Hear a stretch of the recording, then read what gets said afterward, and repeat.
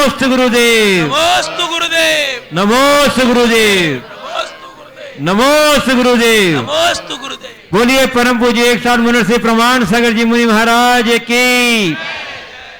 बंधुओं, दिनांक विगत 7 तारीख को पूज्य गुरुदेव के यहाँ सानिध्य में दैवोदय महासंघ का राष्ट्रीय अधिवेशन हुआ था, जिसमें बहुत ही उपयोगी प्रस्ताव पारित हुए और जीव दया के लिए बहुत अच्छा निर्णय और काम हुआ। उसमें पूज्य गुरुदेव की प्रेरणा से पूरे देश के लोगों ने बहुत उदारता पूर्वक अपनी स्वीकृतियां भेजी हैं। उसके लिए मैं दैवोदय महासंघ बहुत आभार व्यक्त करता है, परंतु उन सभी स्वीकृति प्रदान करता महानुभावों से अनुरोध है कि वो अपनी स्वीकृत राशि सीधे दैवोदय महासंघ के कार्यालय में उनके अकाउंट नंबर पर भेजें। उसकी संपर्क सूत्र पट्टी पर चल रही है, आप उस संपर्क सूत्र के माध्यम से उनसे उनका अकाउंट नंबर जानकर सीधा वहां भेजें।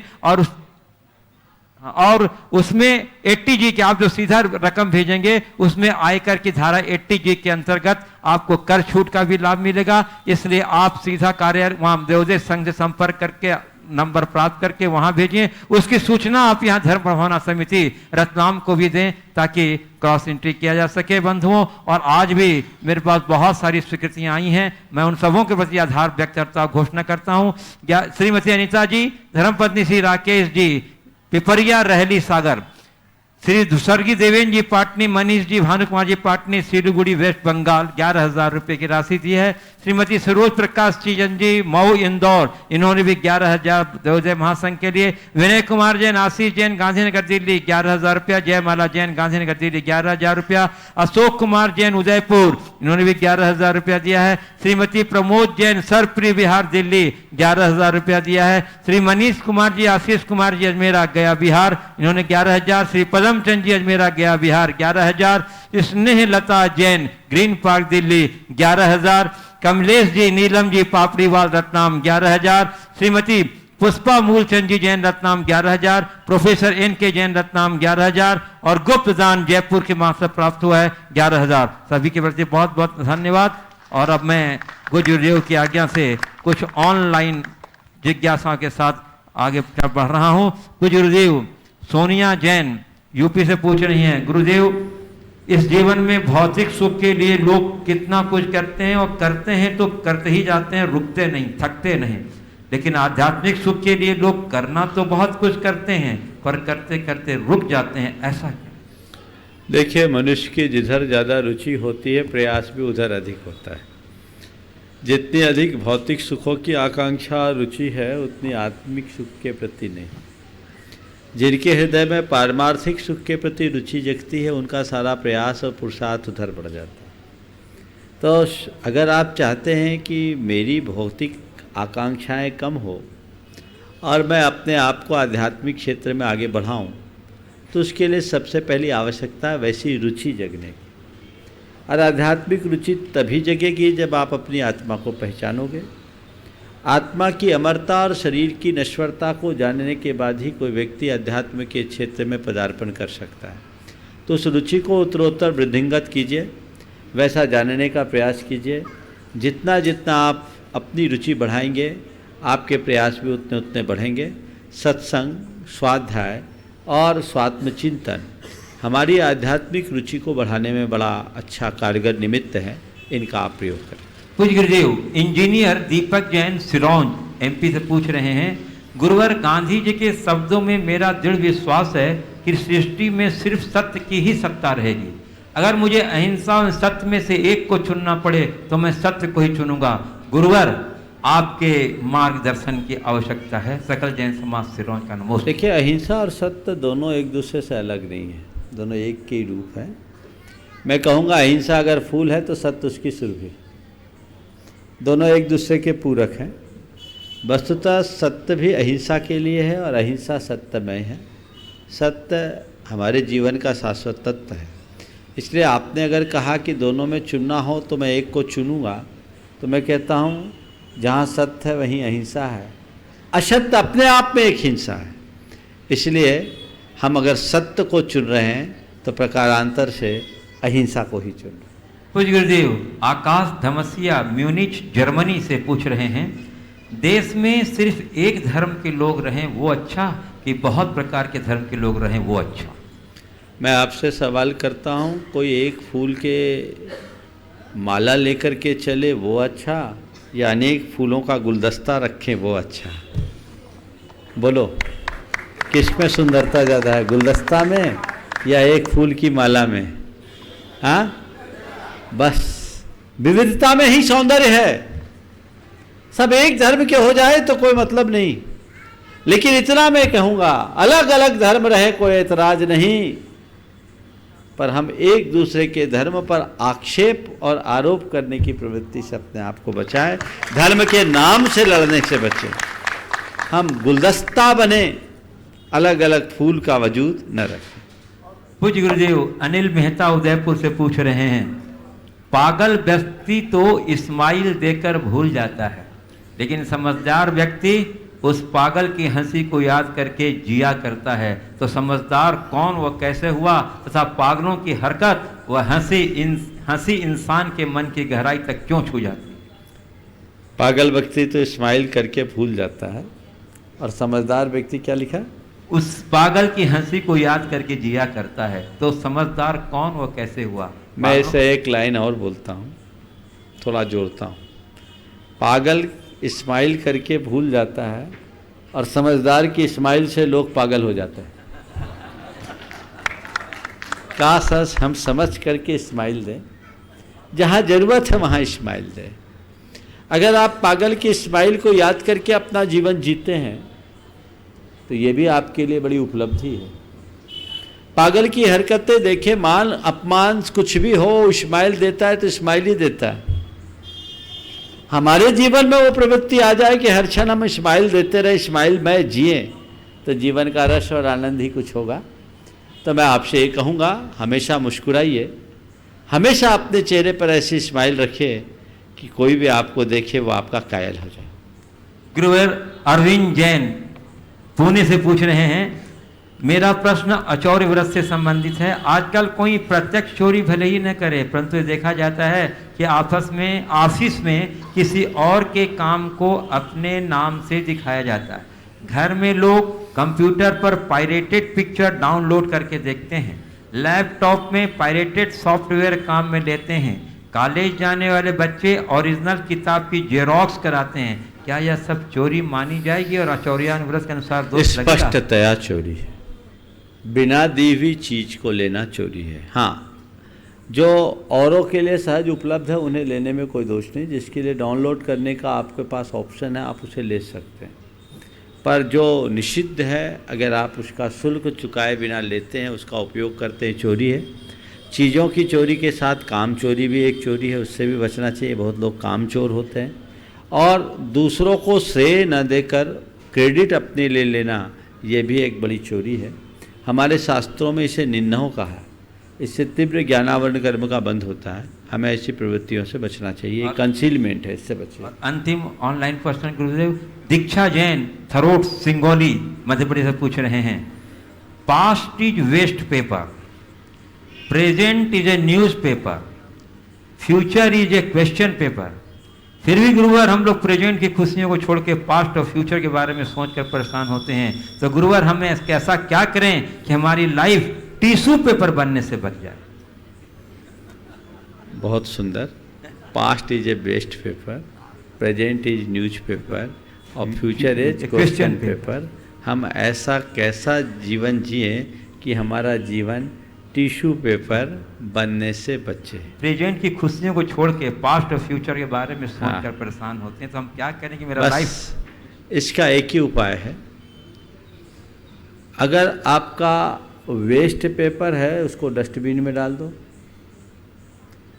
पास्ट को डस्टबिन में डालो, और फ्यूचर को नोटिस बोर्ड की तरह रखो, और प्रेजेंट को अपने सामने की टेबल रखो और उसमें जो लिखना है लिख दो, जिंदगी सफल बन जाएगी।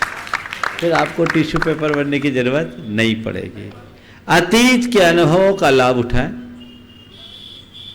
भविष्य को सामने रखकर लक्ष्य बनाएं, और ये मान करके चले कि भविष्य के लिए जो कुछ भी हमें करना है उसे करने का पल तो केवल वर्तमान का है। हम आज को सफल बनाकर आने वाले कल को उज्जवल बनाने का प्रयास करें। श्री सुकृति जी जैन, कटनी पूर्व विधायक, और उसके बाद तैयार रहेंगे श्री मुकेश रश्मि जैन सिंघई मंदसौर प्रोनाइटन ट्रस्टी। गुरुदेव के चरणों में सत अभिनंदन।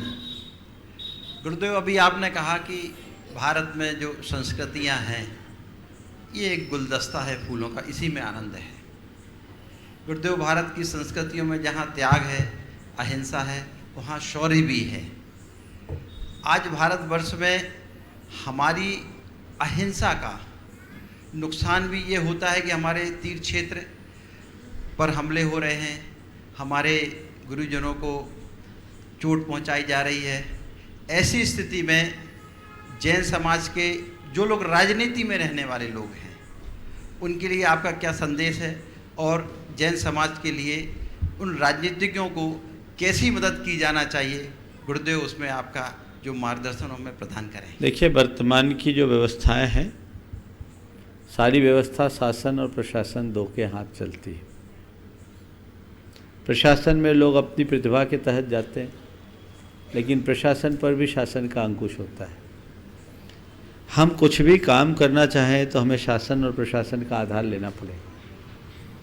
वर्तमान की देश की जो व्यवस्था है उसके हिसाब से आज पूरी की पूरी समाज में एक ऐसी चेतना की ज़रूरत है जिससे हमारे समाज के लोग शासन और प्रशासन दोनों में अपनी अच्छी भागीदारी सुनिश्चित कर सके। प्रशासनिक क्षेत्र में तो लोग अब आगे आ रहे हैं, जागरूकता बढ़ी है और वो अपनी प्रतिभा के बल पर आगे आ रहे हैं और बहुत अच्छा काम भी कर रहे हैं पूरे देश के लिए, पूरे भारतवर्ष के लिए, पूरी समाज के लिए। समाज में राजनीतिक चेतना भी जगनी चाहिए। जब तक समाज में राजनीतिक चेतना नहीं जगेगी तब तक अच्छे परिणाम नहीं आएंगे।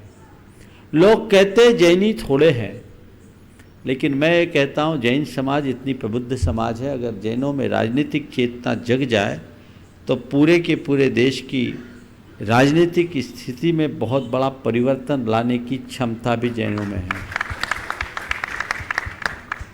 अगर कहीं थोड़े से भी जैन हैं, अगर किसी जगह 20,000 जैन भी हैं तो मान करके चलिए वो 1 लाख से कम नहीं। क्यों? हर जैन के साथ अनेक परिवार जुड़ा हुआ है, उनकी रोजी रोटी जुड़ी हुई है, वो व्यापारी है, प्रतिष्ठापूर्ण जीवन जीता है, समाज में उसकी एक पहचान है। लोग समझते हैं कि इसकी सलाह हमारे लिए बड़ी उपयोगी है। और जैनी कभी किसी का हित नहीं करता, कभी किसी की बुराई नहीं करता, किसी को परेशान नहीं करता, किसी के साथ लूट खसोट नहीं करता। ये जैनियों की एक बड़ी पहचान बनी हुई है, गुडविल है। तो उसका प्रभाव लोगों पर होता है। वो अपनी दुकान पर बैठे बैठे भी पूरा जनमत को बना सकता, बदल सकता है, इतनी बड़ी ताकत उसके पास है। तो बहुत बड़ा परिवर्तन करा जा सकता है। ये ताकत सारे जैनियों को समझना चाहिए और अब लोग समझने भी लगे।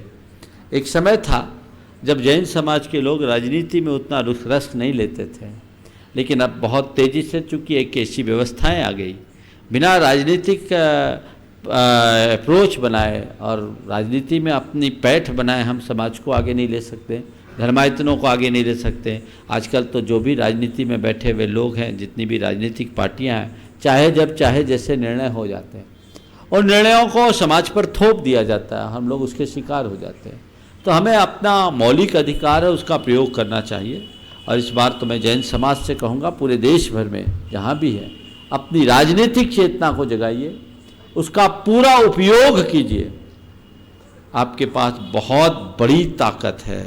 सेंसस के अनुसार अगर 44.53 लाख जैन हैं, जो कि संख्या बिल्कुल आधी से भी कम है, हमारी संख्या बहुत है, लेकिन जहाँ जहाँ भी संख्या है 10-10, 20-20 हज़ार भी सेंसस के अनुसार है, नेताओं को कह दो कि ऐसे कम मत आंको, वो 1-10 के बराबर है।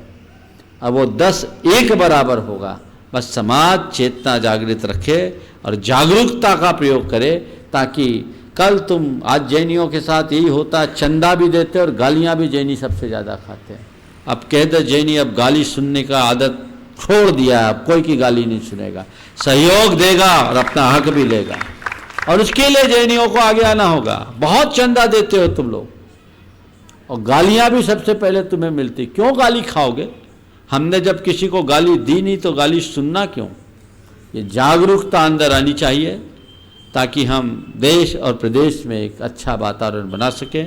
मैं समाज से कहूँगा, अभी जब भी कभी मौका आए, हमारे समाज के कोई भी लोग हों तो हम उन्हें अपना पूर्ण सहयोग दें, या जो हमारे समाज के हित के लिए बात करे, हमारे धर्म के हित के लिए बात करे, हमारी संस्कृति के हित के लिए बात करे, जो हमारे मिशन को सफल बनाने में सहयोग देने का वचन दे, हमारा समर्थन केवल उसको और उसको होना चाहिए। यदि ये रुख आपने अपना लिया तो इसके बहुत अच्छे परिणाम आएंगे और अंततः वह प्रदेश और देश दोनों के कल्याण का कारण बनेगा।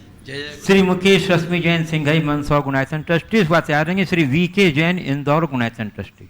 नमोस्तु नमोस्तु नमोस्तु गुरुवर। महाराज जी, सीता जब लंका में थी, सीता जब वन में थी तो उन्होंने स्वर्ण मृग के पीछे श्री राम को भेजा, और जब वो लंका में थी तो वो वनवासी राम के लिए व्याकुल थी। तो महाराज जी, यदि एक रूपक के तौर में हम इसे लें तो मेरे दो प्रश्न हैं कि क्या मानव के पास जो नहीं होता वह उसी के पीछे क्यों भागता है, और दूसरा, यदि स्वर्ण के प्रति स्त्रियों का आकर्षण स्वभावगत है तो वो उससे बचने का प्रयास कैसे कर सकती है, कंट्रोल कैसे कर सकती है? बहुत अच्छा सवाल किया आपने। जो उपलब्ध है उससे उसके प्रति संतोष क्यों नहीं होता, पहला सवाल। ये मानवीय दुर्बलता है, इसी का नाम असंतोष है। जब तक मनुष्य के भीतर आध्यात्मिक चेतना जागृत नहीं होती तब तक वो उपलब्ध का आकलन नहीं करता। हम हमेशा इस बात को ध्यान रखें कि अनुपलब्ध के पीछे भागने वालों का अंत बुरा होता है। जो जो राम स्वर्ण मृग की तरफ भागे हैं उनको अपनी शांति की सीता खोनी पड़ी है। तो राम अगर स्वर्ण मृग के पीछे भाग रहा है तो अतीत के इस घटना को याद रखे और समझ ले ये स्वर्ण मृग देख रहा है, ये छलावा है। वस्तुतः स्वर्ण मृग एक प्रतीक है। स्वर्ण संपदा का द्योतक है और मृग चंचलता का, यानी संपदा चंचल है, लक्ष्मी चंचल है, उसके पीछे भागोगे, भागते रहोगे, पहुंचोगे कोई नहीं। श्री राम के उस जीवन के आदर्श को ध्यान में रखें तो समझ में आ जाएगा कि सीता को खोने के लिए अगर हम राम स्वर्ण मृग की तरफ भागेंगे, संपदा की तरफ भागेंगे तो अपनी शांति की सीता को तो खोना ही पड़ेगा।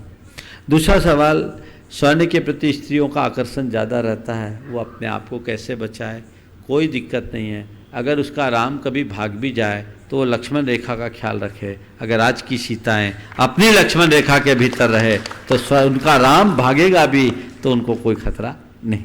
नमोस्तु। श्री वी.के. जैन इंदौर गुणायतन ट्रस्टी बता रहेंगे श्री प्रकाश चंद्र जी सर्राफ खुरई। नमोस्तु महाराज जी, नमोस्तु नमोस्तु नमोस्तु। महाराज जी, अभी पिछले महीने इंदौर में बोहरा समाज के धर्मगुरु वहाँ पधारे थे और उन्होंने करीबन 20 दिन तक अपना धार्मिक अनुष्ठान किया था। उस अनुष्ठान में जो बातें सामने आई वो अपने आप में बहुत महत्वपूर्ण है। पूरे विश्व भर से उनके अनुयायी आए, सब एक साथ रहे।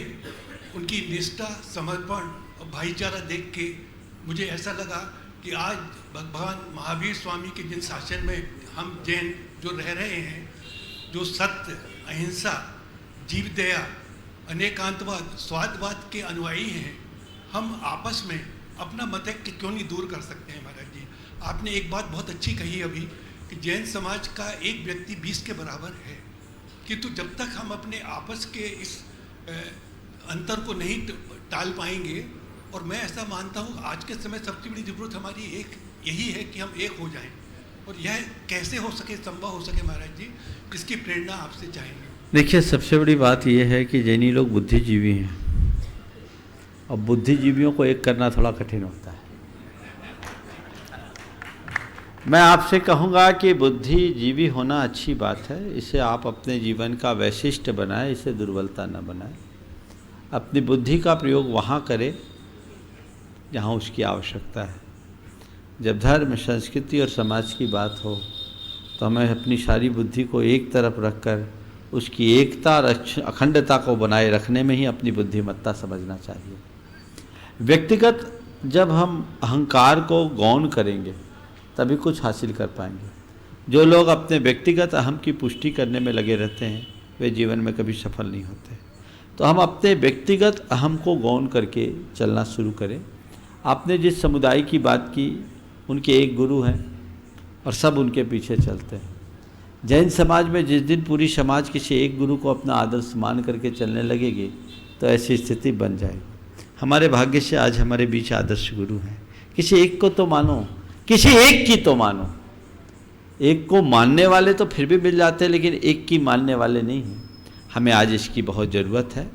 और कदाचित हमारी श्रद्धाएं बटी भी हो, कोई दिक्कत नहीं, भावनाएं बटी हो, बटे रहने दीजिए, मन को न बटने दें। हम में मतभेद हो, अनेक पंथ है, अनेक परंपराएं हैं, अनेक आस्थाएं हैं, उसमें कोई हानि नहीं। मत अलग हो, कोई दिक्कत नहीं, मन एक होना चाहिए। मतभेद हो, मनभेद नहीं होना चाहिए। जब जरूरत पड़े तो एक हो। हालांकि हमारी समाज में ये बहुत अनुभव है, जब जरूरत पड़ा है तो हमारी समाज को एक होने में देर नहीं लगी। और आज भी मैं देखता हूँ समाज में एक विशेषता है कि आपस में चाहे कितनी खींचातानी करो, लेकिन जब धर्म का, समाज का कोई मौका आता है, सब एक राग में, एक स्वर में आ जाते हैं। और यही कारण है कि जैनियों के सारे धार्मिक आयोजन और सामाजिक कार्य शानदार तरीके से संपन्न होते हैं। ये हमारी एक विशेषता है, ये एक उपलब्धि है कि आपस में थोड़ी बहुत तो चार बर्तन है, खटपट होती है, लेकिन ये जैन समाज की एक भीतर की बात आप देखिए। मैंने कई जगह देखा लोगों के आपस में मतैक्य नहीं रहते। तो मतैक्य तो आजकल चार भाइयों में भी नहीं रहते, चार तो भाई अब बचे नहीं, दो भाइयों में भी नहीं रहते, आपस में बाप बेटे में भी मतैक्य नहीं रहते। लेकिन मेरा अनुभव बताता है कई जगह जहाँ लोगों के अलग अलग दलबंदियाँ हैं, पर जब गुरु पहुँच गए सब एक है, सबकी आवाज़ एक है। वे सारे मतभेदों को दरकिनार करके अपना काम करते, एकजुट होकर के काम करते हैं। तो एकजुटता हो सकती है। उदाहरण के तौर पर अभी आप रतलाम को देखिए।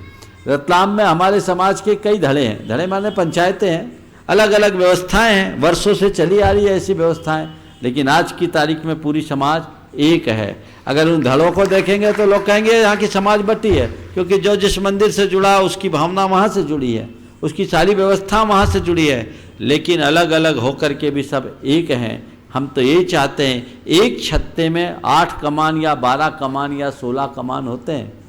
कमान अलग हो, एक कमान से छत्ता कभी बनता भी नहीं है। अनेक कमान हो पर एक डंडी से जुड़े रहते हैं, तभी वो छत्ता बना रहता है। तो मैं आपसे कहूँगा, सब कमान अलग अलग हो पर एक डंडी से जुड़े रहें, वह है समाज के व्यापक हित का। इसकी आज बहुत बड़ी आवश्यकता है और समय पर एक होते हैं। हमने धर्म बचाओ आंदोलन के टाइम में समाज की एकता को देखा और उसका परिणाम भी समाज ने देखा है। जब मौका आए हमें समाज को एकजुट होकर के एक इकट्ठा होना चाहिए और समाज को सार्थक दिशा देना चाहिए। श्री अनिल जैन छावड़ा जयपुर और उसके बाद तैयार रहेंगे श्री ओम जी अग्रवाल रतलाम, अध्यक्ष धर्म भावना समिति रतलाम। परम पूज्यवर सादर नमन। महाराज श्री हर युग में शरीर को एक साधन के रूप से माना गया है, विलास के रूप से दिया हुआ है। उस वक्त भी कुछ कतिपय व्यक्तियों ने नैतिकता का जरूर आश्रय लिया था। आज महाराज जी व्यक्तियों के पास में काफ़ी विकल्प हैं, वो भोग चुने या भक्ति, चारित्र चुने या प्रतिष्ठा, या आत्मा को चुने या शरीर को। ऐसी मेरी जिज्ञासा ये है कि आज बच्चों को, उनको कैसे हम जो है ना ये संस्कार दें कि जिससे कि अपने आप को बचा सकें, कि वो या कानून आवश्यक है या अध्यात्म उनके लिए। देखिए, आपका प्रश्न बहुत फैला हुआ है। आपके प्रश्न का भाव यह है कि हम विकल्प कौन से चुनें और बच्चों के अंदर सही विकल्प चुनने का अवसर हम कैसे जगाएं। आपके पूरे प्रश्न का सार ये है। ये कैसे होगा, कानून से या अध्यात्म से? कानून केवल व्यवस्था को सुधारता है और धर्म और अध्यात्म अवस्था को सुधारता है। इस बात को ध्यान रखना। व्यवस्था बाहर की है, अवस्था भीतर की है। व्यवस्था के बदलने से बदलाव हो ये कोई ज़रूरी नहीं, लेकिन अवस्था के बदलने पर जो बदलाव होता है वो स्थायी होता है, उसमें कोई संशय की बात नहीं होती। तो हमारा ध्यान अध्यात्म की तरफ होना चाहिए। बच्चों को हम प्रारंभ से इन सब बातों की वास्तविकता को समझाएं, उनके सामने सारे विकल्पों की बातें रखें और उन लोगों के जीवन आख्यानों को उनके सामने रखें जिससे उन्हें समझ में आ जाए कि ये मार्ग ऐसा है और ये मार्ग ऐसा है और दोनों मार्गों का अलग अलग अनुसरण करने वालों का प्रतिफल क्या है। यदि ये बातें हम ध्यान में रख करके चलेंगे तो सुपरिणाम है। नमोस्तु महाराज श्री। श्री ओम जी अग्रवाल अध्यक्ष दिगंबर जैन प्रणाम से रतनाम, और उसके बाद तैयार रहेंगे श्री राकेश जी अग्रवाल रतनाम। हे गुरुवर नमोस्तु नमोस्तु नमोस्तु। आजकल धनसुख भाई बढ़ते जा रहे हैं, मनसुख भाई कम होते जा रहे हैं। शांतिलाल जी की बड़ी पूजा होती जा रही है, मांगी लाल जी बढ़ते जा रहे हैं, देवी लाल जी कहीं मिलते नहीं, ज्ञानचंद जी हर नुक्कड़ पर मिल जाते हैं और रायचंद जी रोड पर घूमते रहते हैं। तो महाराज जी सब बहुत अच्छा। हाँ, तो हम इन सब लोगों का क्या करें? मैं तो ये कहता हूँ उनको अपना काम करो, आप तो आत्मा राम बने रहो। श्री राकेश जी अग्रवाल, और उसके बाद तैयार रहेंगी रूपाली जैन नागपुर। पहले गुरुवर के चरणों में नमोस्तु करते हुए सभी को सादर जय जी ने।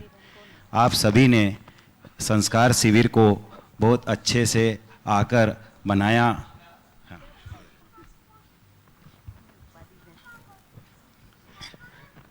सभी ने बड़े उत्साह से उसमें भाग लिया। मेरा सभी को बहुत बहुत आभार उसके लिए। और मेरा एक निवेदन है, जो भी लोग बाहर से पधारे थे महानुभाव ने, जिन्होंने किसी जैसे किसी में दान और किसी में लिखवाया है, उन सब से कि जिन्होंने पेमेंट कर दिया है या किसी का बाकी है तो वो हमसे संपर्क करें, क्योंकि हमारे पास किसी के नंबर नहीं होने के वजह से हम उनसे बात नहीं कर पा रहे हैं। और जिन्होंने अगर राशि जमा कराई है तो कुछ सस्पेंस अकाउंट में पड़ी है तो वो हमसे करके स्पष्ट कर लेवें, ताकि हमारा चातुर्मास के दौरान जो भी है तो नंबर जो हमारे चल रहे हैं उस पर कृपया करके हमसे संपर्क करके स्पष्ट कर लें। जय जी ने। रूपाली जैन नागपुर, उसके बाद तैयार रहेंगे श्री विपुल छावड़ा नागपुर।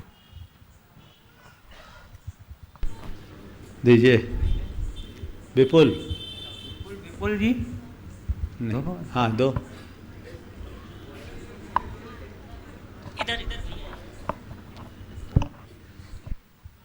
सभी नागपुर जैन समाज की ओर से महाराज जी बारंबार नमस्तु। मेरा यह प्रश्न है कि हम दिन पे दिन मंदिर तो हमारे बढ़ते जा रहे हैं, पर मंदिर पे भीड़ हम देखते हैं तो 95% 50+ ही अभिषेक पूजन करते हैं। हम युवा लोगों को जोड़ना मैं चाहता हूँ। एक छोटा सा प्रयास मैंने उसमें किया, एक व्हाट्सअप के जरिए मैंने कुछ 10-15 लोग आए भी मेरे युवा लोग, पर वो कंटिन्यू नहीं आ पाते हैं। तो मैं एक आपके द्वारा युवा लोगों को संदेश देना चाहता हूँ कि वो कैसे आएँ और क्या करें ताकि हमारे मंदिर की रौनक हमेशा बनी रहे। देखिए बिल्कुल बात सही है और हमें युवाओं को मंदिर से जोड़ना चाहिए। मैं तो ये कहता हूँ जब तक मंदिर में युवा रहेंगे धर्म युवा बना रहेगा, और मंदिर में केवल बूढ़े भर जाएंगे तो धर्म भी बूढ़ा हो जाएगा। हमें धर्म को युवा बनाए रखना है, तो धर्म को युवा बनाए रखने के लिए ये जरूरी है कि युवा धर्म से जुड़े, धार्मिक कार्यों में अपनी सहभागिता दे, बढ़ चढ़ करके हिस्सा लिए, उनकी जिम्मेदारी। जहाँ तक सवाल है आज के युवाओं का, एक तो उनकी दिनचर्या बिल्कुल अलग हो गई। अब तो दिनचर्या बंद रात्रिचर्या हो गई, तो उनका सूरज ही 8 बजे के बाद उगता है। इस कारण वो दर्शन पूजन बंदन आदि की क्रियाओं में पीछे रह जाते हैं। थोड़ी अभिरुचि भी उनकी अलग प्रकार की हो गई। और जो बच्चे पढ़ने वाले हैं उन बच्चों का भी शेड्यूल दिन भर का ऐसा रहता है जिससे वो समय नहीं निकाल पाते। पर युवाओं को मैं कहूँगा कि अपनी प्राथमिकता को ध्यान में रखें। एक बात सदैव ध्यान रखें कि जड़ को सींचने से पेड़ हरा भरा होता है। जड़ को सींचना जरूरी है, हम जड़ की उपेक्षा न करें। जीवन में जो कुछ करना है करें, मूल को न भूलें। हमारे यहाँ कहा गया बीज राख फल भोगवे, जो किसान जगमा ही त्यों चक्री नृप सुख करे धर्म विसारे नाय। कुशल किसान धरती पे बीज बोता है, फसल उगती है, बीज का उपभोग भी करता है, पर बीज को बचाकर। अगर बीज भी खा ले तो आने वाले दिनों में उसे दुर्दिनों का सामना करना पड़ेगा। इसलिए कोई भी कुशल किसान किसी भी हालत में बीजों का भक्षण नहीं करता। मैं युवाओं को कहूँगा आज तुम्हारे पास प्रतिभा है, संसाधन है, समय है, शक्ति, ये किसी पुण्य के बीज स्वरूप, तुम उनका उपभोग करो, पर बीज को बचाओ, बीज को जनरेट करने की कोशिश करो, उसे मूल को मत भूलो। नियमित नहीं भी आ सकते तो कम से कम छुट्टी के दिन तो करो। प्राय छुट्टी के दिन युवा कहते हैं आए एक ही दिन तो मिला है सोने के लिए। अरे सारी ज़िंदगी सो रहे हैं। युवा सोने के लिए नहीं है, युवा तो समाज की नींद तोड़ने के लिए होना चाहिए, उसे आगे बढ़ना चाहिए। हमें सोना नहीं, सोने में तो सब खोना है, सबकी नींद तोड़े। श्री नरेंद्र पिंडरई भोपाल सोनागिरी मंदिर अध्यक्ष, और उसके बाद तैयार रहेंगी श्रीमती सुप्रिया जैन रतलाम। महाराज जी नमोस्तु। पूरे पिंडरई का और सोनागिर समाज का, पिपलानी का, जब भी भोपाल में पदार्पण होए, चतुर्मास पिपलानी मंदिर में एक ऐसा स्थान है। सवाल करो। हाँ महाराज जी, वर्तमान में ये बहुत जम के भोपाल के क्षमावाणी में ये बहुत जम के हल्ला उड़ा कि 100 साल के अंदर पूरे हिंदुस्तान में जैनों की पॉपुलेशन 6 लाख बचेगी, क्योंकि पूर्व में एक पिता के 6 पुत्र हुआ करते थे। फिर उसके बाद परिवार में ऐसा चला कि 2 या 3 अच्छे, फिर उसके बाद वर्तमान में ये स्थिति है कि एक परिवार से सिर्फ एक ही बच्चा और शायद 2 ही बच्ची। इस तरह ये जैनों की पॉपुलेशन उन्होंने गिनती करके, गणना करके बताया कि हर 25 साल में जैसे 1 करोड़ मान भी ले जाए तो वो 50 लाख हो जाएगी, 50 से 25 हो जाएगी, फिर 12.5 और फिर 6। किस तरह से हमारी संस्कृति बची रहेगी? आपसे इसका एक ही उपाय है, प्रोडक्शन जारी रखो। एक की बात पर इस अवधारणा से बचना चाहिए। देखिए, कुछ दिन पहले भी मैंने कहा था, ये खड़े रहे आप, धार्मिक दृष्टि से तो सर्वथा गलत है ही। हमें संतति नियंत्रण का कोई कृत्रिम उपाय नहीं रखना चाहिए, सहज रूप से जो रुके सो रुके। फिर भी आज लोग कर रहे हैं, जैन समाज प्रबुद्ध समाज है, इस बात के प्रति बहुत जागरूक है। लेकिन हमें अगर यही स्थिति रही तो कल हमारी पारसियों जैसी स्थिति ना हो जाए, जिसमें अल्पसंख्यक आयोग को पारसियों के लिए कहा गया कि उन्हें 2 से अधिक संतान उत्पन्न करने की छूट दी जाए। जैनियों को सोचना चाहिए, तुम्हारी संतान पुण्यशाली होती है, प्रतिभाशाली होती है, वो आएगी तो धरती का बोझ हटाएगी, धरती का बोझ बढ़ाने वाली नहीं है। तो हमें आज के समय में कम से कम 4 तो होना ही चाहिए, उससे कम की बात सोचनी नहीं चाहिए। नई जनरेशन को इस बात की बात सोचनी चाहिए, तब आने वाली हंसने की बात नहीं है। जिन माता पिता के बहुत संतान होते थे, उनके बच्चे कब पल गए पता ही नहीं चलता, क्योंकि उनके बच्चे ही बच्चों को पाल लिए। और आज जो है, आज एक ही बेटा और माँ परेशान होती। और घर में जब बच्चे होते तो बच्चों का भावनात्मक विकास होता है, उनमें किलकारियाँ गूंजती है। अब माता पिता अकेले रहते, उनका एक बच्चा होता है, बच्चा दिन भर एकाकीपन पे रहता है, वो मोबाइल में गेम खेलता और उसके अंदर अनेक प्रकार की मनोविकृतियाँ जन्म ले लेती है, और उस कारण वो प्रायः आत्म केंद्रित रहने लगता है, उसका माँ बाप के प्रति भी लगाव नहीं हो। जब घर में 4 बच्चे होते तो चारों बच्चे एक दूसरे के साथ मिलजुल के रहते हैं, हिलमिल करके रहते हैं, तो उनके जीवन में बहुत बड़ा परिवर्तन आता है। क्योंकि पहले तो घर में दादा दादी भी रहते थे, अब तो दादा दादी तो रहते नहीं, बेटा है, बहू है, सब घर से बाहर। आज भोपाल के एक सज्जन ने बोला, महाराज भोपाल में अरेरा कॉलोनी में हर घर में बस 50 से 60 साल 65 साल के लोग बचे हैं, बाकी उनके बच्चे सब पूना में हैं, मुंबई में हैं, गुड़गांव में हैं, दिल्ली में, हैदराबाद में, अब्राड में हैं। बाकी ये लोग हैं, उनके बच्चे बाहर हैं, मरने के बाद संपत्ति बेचने आएंगे और कुछ नहीं होगा। ये बड़ा परिवर्तन है। ये घर खाली हो रहे हैं क्योंकि सब मल्टीनेशनल कंपनीज के लिए जा रहे हैं, ये एक बहुत बड़ी समस्या है। तो इससे बच्चों को जो लाभ मिलना चाहिए वो लाभ नहीं मिल पाता, और परिणाम हमें अपेक्षित नहीं मिल पाता। तो उस अपेक्षित परिणाम को अगर हम प्राप्त करना चाहते हैं तो इस बात पर गंभीरता से विचार करना चाहिए। ये हंसने की बात नहीं है। परिवार हंसता फलता फूलता रहे, कम से कम 2-3 तो होने ही चाहिए। एक की अवधारणा बदलनी चाहिए और तभी हम आगे बढ़ाएंगे। और एक बात जो और विशेष जानने की, अभी जो सेंसस के अनुसार आया, उसमें 1 से 24 वर्ष की उम्र के बच्चों में हमारे 2 लाख की कमी हो गई वर्तमान सेंसस में। इसका मतलब हमारे समाज में बाकी सब में इनकी संख्या बढ़ रही है, हमारे यहाँ घट रही है। इसका मतलब आने वाला समय हमारे लिए बहुत सोचनी है, हमें इसके प्रति जागरूकता लानी है, तभी हम कुछ अच्छा कर पाएंगे। श्रीमती सुप्रिया जैन रत्नाम। और तब तक 2 घोषणा जीव दया के लिए। श्री सुकीर्ति जी जैन पूर्व विधायक कटनी, इन्होंने जीव दया के लिए 11,000 रुपये की राशि घोषित की है। श्रीमती मीरू जैन, सुनील कुमार जैन आगरा, इन्होंने भी 11,000 प्रतिवर्ष आजीवन गौशाला के देने की है। और कांतिबाई जैन कोटा दादाबाड़ी, इन्होंने भी 11,000 रुपये की राशि प्रदान की है। बहुत बहुत साधारण धन्यवाद। नमस्ते महाराज जी। महाराज जी, हमने इबोला वायरस का नाम तो बहुत सुना है, पर उससे भी खतरनाक वायरस है। इसने बोला, उसने बोला, क्यों बोला, कैसे बोला, कहाँ बोला, यहाँ बोला, वहाँ बोला, और भी बहुत कुछ बोला, क्या क्या नहीं बोला। अच्छा, मुझे ऐसा बोला, ऐसे वायरसों से हम कैसे दूर रहें और आपसी संबंधों को मजबूत कैसे बनाएं? बस मौन रहने का एंटीवायरस अपने साथ जोड़ लो, सबसे बच जाओ। श्री विपुल छावड़ा नागपुर, इन्होंने भी 11,000 रुपया जीव दिया के लिए बोला। श्रीमान महेंद्र जी पाटनी रतलाम। नमोस्तु गुरुदेव। वृक्ष कभी इस बात पर दुखी नहीं होता कि उसने कितने फूल खो दिए, फिर भी वह हमें नए फूलों के सर्जन में व्यस्त रहता है। पर हमारी छोटी सी वस्तु भी खो जाए तो हम व्यथित हो जाते हैं।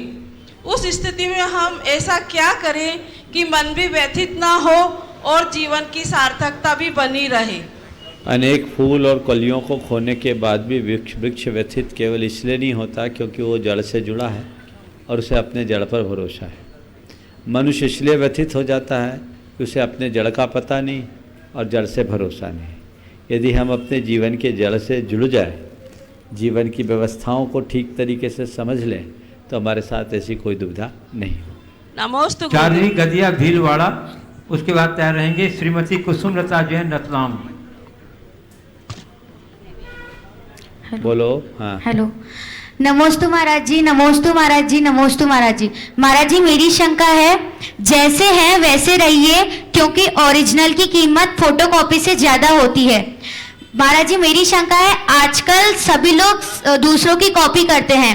जैसे किसी का मकान अच्छा हो तो वो मकान वही बनाने की कोशिश करते हैं, किसी की बॉडी स्ट्रक्चर अच्छा हो तो वो करने की कोशिश करते हैं, या किसी सेलिब्रिटी ने कोई कपड़े पहन लिए तो उसको आजकल फैशन बना देते हैं। महाराज जी ऐसा लोग क्यों करते हैं, कृपया समाधान करें।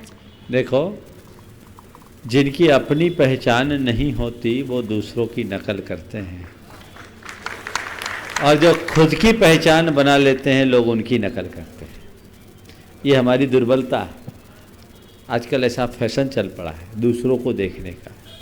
हम अपने आप को देखें, अपनी क्षमताओं को पूरी तरह उद्घाटित करें, तो हमें किसी की नकल करने की ज़रूरत नहीं है। अपनी प्रतिभा को निखारें, अपने कौशल को विकसित करें, अपनी क्षमताओं को ठीक तरह से बढ़ाएं, तो हम वह सब कर सकते हैं जिसका दूसरे लोग अनुकरण करें। प्रारंभिक भूमिका में अगर हम किसी आदर्श का अनुकरण करते हैं तो वो सर्वथा बुरा नहीं है, लेकिन हमें अनुकरण हमेशा अच्छी चीज़ों का करना चाहिए, बुरी चीज़ों का तो बिल्कुल नहीं। और अनुकरण करते करते भी उस भीड़ में उलझना नहीं चाहिए, अपनी मौलिक पहचान बनाने की कोशिश करना चाहिए। नमस्कार। श्रीमती कुसुम लता जैन रतलाम, उस बार तैयार रहेंगे श्रीमान सतीश कुमार जैन भैरवगंज सिवनी। नमस्ते गुरुदेव, नमस्ते गुरुदेव, नमस्ते गुरुदेव। ये प्रश्न मेरे बेटे का है। मन प्रश्न भी करता है और उत्तर भी देता है। मन व्याकुल भी होता है और शांत भी। मन से पाप भी होता है और मन धर्म मार्ग पर भी ले जाता है। तो महाराज श्री, मन की चाल को कैसे समझें और इसे ज़्यादा से ज़्यादा धर्म कार्य में कैसे लगाएं? एक बिल्कुल सही कहा आपने कि मन हमें चढ़ाता भी है और मन गिराता भी है। आपने पूछा है कि मन की चाल को हम कैसे समझें, मन की क्षमताओं को समझें, मन को पहचानें और उसका उपयोग करें। इसका एक बड़ा सरल तरीका बताता हूँ। अपने एक एकांत स्थान पर बैठिए, अपने मन में झांकिए, सुबह से शाम तक की प्रवृत्तियों पर विचारिए, उस घड़ी में आने वाले विचारों पर अपना ध्यान केंद्रित कीजिए, भावनाओं पर ध्यान केंद्रित कीजिए और उसके दूसरे पहलू पर साथ साथ विचार कीजिए। उस घड़ी मैंने ये विचार किया, मेरे अंदर एक और विचार आ रहा था, मैंने उसे दबाया, इसको उभारा, परिणाम ये हुआ। यदि मैंने उस विचार को बढ़ाया होता तो परिणाम कुछ और होता। कई बार मैं एक विचार के प्रवाह में बहा, उस समय मैंने सावधानी नहीं रखी, मैंने होश नहीं रखा, विवेक नहीं किया और विवेक के अभाव में मैं गलत निर्णय ले लिया, गलत कदम उठा लिया, गलत व्यवहार कर दिया, नतीजा खराब निकला। लेकिन अब मैं ठंडे दिमाग से सोच रहा हूँ तो उस समय मुझे ऐसा विचार करना था, वो विचार भी मेरे पास था, काश मैं ऐसा करता। ये अंतर विश्लेषण रोज व्यक्ति अगर अपनी करे और उस विश्लेषण के साथ एक निर्णय ले कि अब जब कभी भी ऐसा मौका आएगा तो मैं इस क्षेत्र में सकारात्मक रहूँगा, इस दिशा में मैं कोई भी नकारात्मकता अपने ऊपर हावी नहीं होने दूंगा। यदि ये सोच हमारे भीतर विकसित हो गई तो फिर हम धीरे धीरे मन को रचनात्मक दिशा देने में समर्थ हो जाएंगे, फिर हमारे सामने दुविधाएं शेष नहीं रहेगी। लेकिन लोगों के साथ सबसे बड़ी दुर्बलता ये है कि वो मन को समझते नहीं, मन की ताकत को नहीं जानते, और ताकत को जानते भी है तो उसका सही उपयोग करना नहीं सीख चाहते। हमें थोड़ा प्रयास करना होगा, पुरुषार्थ करना होगा। अपना अंतर विश्लेषण और समीक्षा हमारी आत्मशक्तियों के विकास का बहुत बड़ा आधार है। श्रीमान सतीश कुमार जैन, भैरवगंज सिवनी। उसके बाद तैयार रहेंगे डॉक्टर संध्या जैन, बड़ौदरा, गुजरात। पूज्य गुरुदेव के चरणों में मेरे परिवार एवं सकल जैन समाज सिवनी की ओर से सादर वंदन नमन। गुरुदेव, मेरा प्रश्न है आज के प्रवचन से है कि मैं आत्मा हूँ, ऐसा विश्वास नहीं होने के कौन से कारण हैं, उनको दूर करने क्या हो? देखिए, इसका सबसे बड़ा कारण है कि हमने अपना विश्वास दूसरी जगह जमाए रखा है। मैं बड़ा हूँ, मैं छोटा हूँ, मैं अमीर हूँ, मैं गरीब हूँ, मैं स्त्री हूँ, मैं पुरुष हूँ, मैं राजा हूँ, मैं रंक हूँ, मैं ये हूँ, मैं वो हूँ। ये अपने दिल दिमाग में जो हमने बैठा रखा है, तो हमारे अंदर वही अनुभव में आता है। जिस दिन हम इन सब चीज़ों को हटाएंगे और मेरे साथ जगह जितने विशेषण उनको भूलकर मैं केवल इतना विचार करने लगूंगा कि मैं हूँ, क्या हूँ, बस हूँ, वही आत्मा हूँ, परिवर्तन आ जाएगा। तो ये हमारे संस्कार उल्टे हैं, और इन सब का मूल कारण हमारे भीतर का मोह है, जो हमें वस्तु की वास्तविकता को पहचानने नहीं देता, वस्तु के स्वरूप को नहीं जानने देता। तो ये अज्ञान और ये मोह जब तक हम पर हावी होगा, हमारी ऐसी ही दशा बनी रहेगी। नमस्ते महाराज। डॉक्टर संध्या जैन, बड़ौदरा, गुजरात। उसके बाद तैयार रहेंगे अशोक सेठी, गया निवासी, जयपुर प्रवासी। हाँ, आपने बोला ना। बोलिए। गुरुवर के चरणों में शत तक नमन। गुरुवर, मेरा ये शंका है कि कानून के क्षेत्र में पिता की संपत्ति में बेटियों की भागीदारी सहज हो गई है, समर्थता दे दी गई है कानून में, बट धर्म और व्यवहार के क्षेत्र में क्या ये उचित है?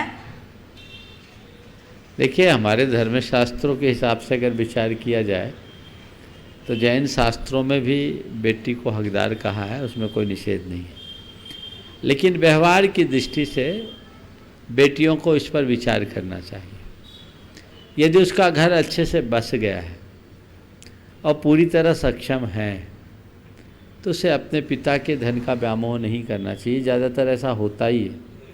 हमारे समाज की बेटियां अपवाद स्वरूप ही अपने पिता के धन को चाहती है, वो अपने पति के कुल को ही सर्वस्व मानती है। ये बेटियों का एक बहुत बड़ा त्याग है और ये आदर्श है पूरे के पूरे भारत मानव जाति के लिए बहुत बड़ा आदर्श है, और वो नहीं लेती, ये उनका त्याग है। पर हक की बात करेंगे तो आपके हक को कोई छीन नहीं सकता, पर हमेशा अधिकार से बड़ा कर्तव्य होता है। हमें कर्तव्य का ध्यान रखना चाहिए, भावनाओं का ख्याल रखना चाहिए। नमस्ते गुरु। श्री अशोक सेठी, गया निवासी, जयपुर प्रवासी। नमोस्तु गुरुदेव, नमोस्तु नमोस्तु। मैं एक प्रश्न है कि जो सेवा भाव, मानवीय सेवा भाव है, करुणा का जो भाव है, और वो सेवा करते हैं, तो उसका सिर्फ करना तक ही सीमित है या इसका आत्मशुद्धि पे भी कोई प्रभाव पड़ता है? देखिए, सेवा की जो भावना है ये करुणा की अभिव्यक्ति तो है ही, पर करुणा की अभिव्यक्ति बिना आत्मविशुद्धि के नहीं होती। अच्छा। सेवा भाव को हम केवल एक क्रिया न समझें, सेवा भाव हमारी विशुद्धि का एक प्रतिफल है। तो जब तक हमारे भीतर प्रशस्त परिणाम नहीं होते, तब तक सेवा का भाव नहीं होता। हाँ, पर सेवा भाव भी दो तरीके से करते हैं। एक वे हैं जो केवल सेवा के लिए सेवा करते हैं, हाँ, और एक व्यक्ति वे हैं जो शरीर के साथ आत्मा का बोध रखते हुए व्यक्ति के जीवनोत्थान के लिए सेवा करते हैं। अगर आत्मबोध के साथ सेवा की जाए तो वो हमारे पारमार्थिक हित में साधक बनेगी, और आत्मबोध से शून्य होकर के केवल हम सेवा करते हैं तो वह केवल पुण्य बंध का कारण है। नमोस्तु। डॉक्टर निधि जैन, भोपाल। और उसके बाद तैयार रहेंगे श्रीमान सुधीर कुमार नीलम जी जैन, सीहोर। नमोस्तु महाराज श्री, नमोस्तु। मेरी शंका है कि मैं एक डॉक्टर हूँ, पर मेरी बेटी अभी बहुत छोटी है, मैं अपनी क्लिनिक ओपन नहीं कर पा रही हूँ, तो गुरुदेव मैं अपनी निजी योग्यता एवं पारिवारिक उत्तरदायित्व के बीच किसे प्राथमिकता दूँ जो मेरे उज्जवल भविष्य के लिए कारण बने? देखिए, योग्यता अपनी जगह है और दायित्व अपनी जगह है। नमोस्तु। मैं आपसे कहूँगा, आप एक माँ हो, सबसे पहले एक माँ हो, बाद में एक चिकित्सक। तो आपके लिए दोनों चीज़ों का ध्यान रखना होगा। पहला कर्तव्य कि आप एक अच्छी माँ बने, और जब आप एक अच्छी माँ बनोगी तभी एक अच्छी चिकित्सक भी बन पाओगे।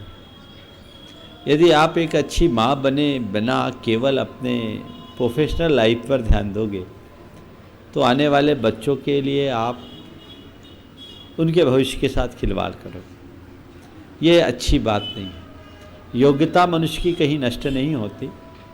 अपनी भूमिका के अनुरूप रहते हुए पहले अपने बच्चे और परिवार की संभाल करें, फिर जो थोड़ा बहुत समय बचे उससे अपना काम करे, कोई हानि नहीं है। लेकिन बच्चों को दूसरों के हाल पर छोड़कर केवल अपने योग्यता को निखारने की दृष्टि या अपने प्रोफेशन पर केंद्रित हो जाना बहुत बड़ी समझदारी नहीं। महाराज श्री, पर चिकित्सक भी तो एक बहुत नेसेसरी है, मतलब नेसेसरी है, पर तब जब कहीं चिकित्सक ना हो तब बहुत लाइन लगी है चिकित्सकों की। आज अगर आपको मैं आपको एक सलाह दूंगा, एक तरफ आपका बेटा और एक तरफ किसी के प्राण बचाने की बात हो तो आप अपने स्वस्थ बच्चों की थोड़ी देर के लिए उपेक्षा करके किसी के प्राण बचाने में आगे आए तो मुझे कोई आपत्ति नहीं। लेकिन ऐसा नहीं होता। चिकित्सक को प्राणाचार्य कहा है, प्राण बचाता है, लेकिन आजकल चिकित्सक प्राण बचाने का काम कम, पैसा कमाने का काम ज़्यादा करता है। इस बात का ध्यान। चलिए, श्रीमान सुधीर कुमार जी, नीलम जी एजेंसी हो। महाराज जी के श्री चरणों में मेरे परिवार की ओर से त्रिवार नमोस्तु। महाराज जी, मेरा जो प्रश्न है वो रोमांच पे आधारित है कि जो थ्रिलिंग हमारे जीवन में आती है उससे ही हम कई तरह के आविष्कार होते हैं, कई तरह के आगे बढ़ते हैं। तो उसी से रिलेटेड है कि रोमांच से विकास का जन्म होता है और रोमांच से ही कुछ अलग और नया करने की प्रेरणा ही मिलती है। मानव जाति की विकास यात्रा देखें तो किसी न किसी रोमांच के कारण से ही उसकी प्रगति हुई है। इसका प्रयोग हम अध्यात्म के लिए किस प्रकार कर सकते हैं? देखिए, आपने जैसे रोमांच शब्द का जिस कार्य के लिए प्रयोग किया है, वर्तमान में रोमांच एक बिल्कुल अलग सेंस में आ गया है और इसलिए मैं आपके शब्द को संशोधित करता हूँ और इसके लिए मैं एक दूसरे शब्द का प्रयोग कर रहा हूँ, वो है आत्म प्रेरणा, आत्मस्फूर्णा। जब तक मनुष्य के भीतर आत्मस्फूर्णा उत्पन्न नहीं होती वो कोई भी रचनात्मक कार्य नहीं कर सकता। तो हमारे भीतर वो प्रेरणा जगे। वो प्रेरणा कैसे जगे, उसके दो उपाय। कई लोगों को तो सहज रूप से आत्म प्रेरणा हो जाती है और वो जागृत होती है, लेकिन कई लोग दूसरों को देखकर उत्प्रेरित होते हैं, किसी को अपना आदर्श बनाते हैं, उनसे प्रेरणा पाते हैं और अपने जीवन में बदलाव पाते हैं। तो अगर हमारे अंदर नए नए इनोवेशन की प्रेरणाएँ खुद जग रही है तो कोई बात नहीं। यदि नहीं जग रही है तो किसी को अपना एक आदर्श बनाए, उनसे अपने आप को उत्प्रेरित करे, तो कल आपके भीतर भी ऐसी प्रेरणाएं जागृत होने लगेगी और वो आपके जीवन में आमूल चूल परिवर्तन का आधार बने। नमोस्तु महाराज। नमोस्तु महाराज। श्री आनंद जी मोदी, गंज बचौदा।